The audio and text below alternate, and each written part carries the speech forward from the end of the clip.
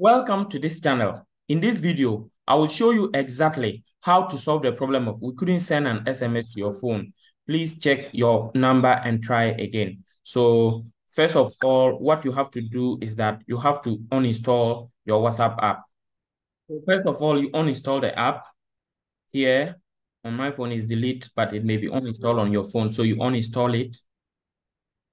So after that, you restart your phone. Then you go to the Play Store or the App Store again. Then you try to install the app. You open your WhatsApp. Open your WhatsApp and try to register again. Put the country code. Then you put the phone number. So you follow on-screen instructions. It will log you in back to your WhatsApp. If you do all this and it doesn't help, please go to your phone settings. Then select apps. Then you go to WhatsApp, then you go to storage. You go to storage, then you clear the cache. If you clear the cache and still it doesn't work, you can also clear the data as well. You can also clear the data.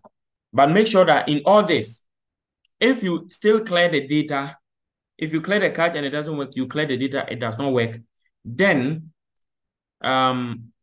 check your internet connection. It could also be internet problem. Make sure that you have a stable internet connection.